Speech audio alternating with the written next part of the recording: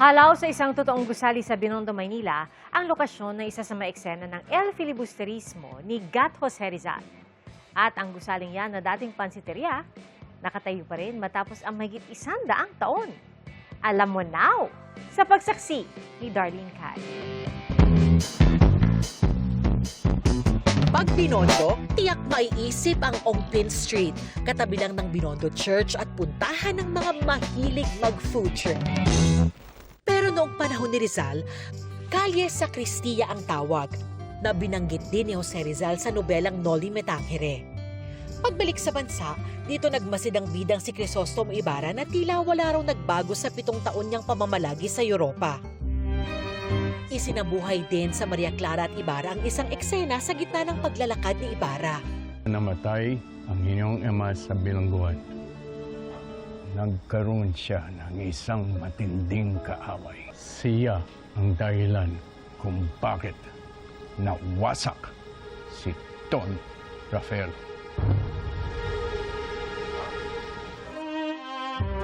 Mula Kalye Sacristia, naging Ongpin Street bilang bahagi ng Filipinization ng mga pangalan kasunod ng paglaya ng Pilipinas mula Espanya. Yung Kalye Roman Ongpin naman, may store si Roman Ongpin dito sa Binondo.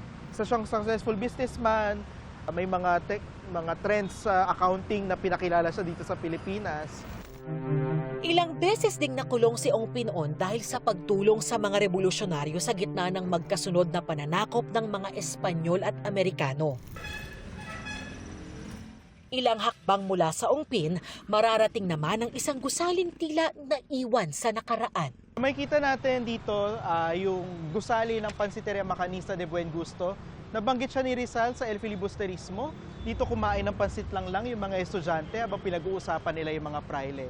At nakakagulat no, na kahit malaking bahagi ng Binondo ang nasira, itong pansiteria nag-survive pa rin. Makikita pa rin natin yung estilo niya na parang siyang bahay na bato, and it's worth preserving para may alaala yung mga kababayan natin ang itsura ng Binondo noong unang panahon. Dati ay kita pa ang signage ng kainan pero natakpan na ng katabing gusali. Dahil panahon pa ng mga Kastila nakatayo ang dating pansiteria, lampas ito sa 50 taong kailangan para protektahan ito ng National Heritage Law. Kaya di basta-basta pwedeng gibain o ilipat ng walang pahintulot.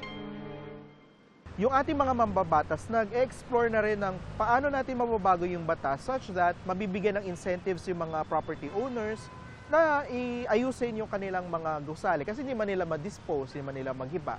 Pero issue din na paano kung wala rin kasi kaming perang pampaayos. Binago ng maigi ng panahon ng itsura ng Binondo. Pero habang buhay maaalala ang nakaraan dito sa panulat ni Rizal.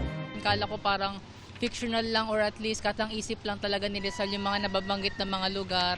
Somehow pala yung iba doon is parang meron talaga siyang background or meron siyang history. Ang kagandahan ng Binondo at saka ng Maynila in general, marami na ngayong mga heritage advocates no, na kumikilos para ipreserba yung alaala ng Binondo at ipakilala ito sa mas maraming tao. On the part ng NHCP naman, tinutulungan natin itong mga grupo na ito by giving them access to historical sources para mas ma-verify nila yung mga kwento na nare-research nila. Sentro ng komersyo noon at ngayon at sa pananaw ng mga historiador ay mahalagang saksi rin sa kasaysayan. Marami pang mga kwento ng Binondo na nabuo noon na pwede ma-research at kwento na nabubuo pa. Kaya lalong yumayaman yung kasaysayan ng Binondo. Kahit nag-iiba na siya ng itsura. Alam mo na! Alam mo na! Ako si Darlene Cay, ang inyong saksi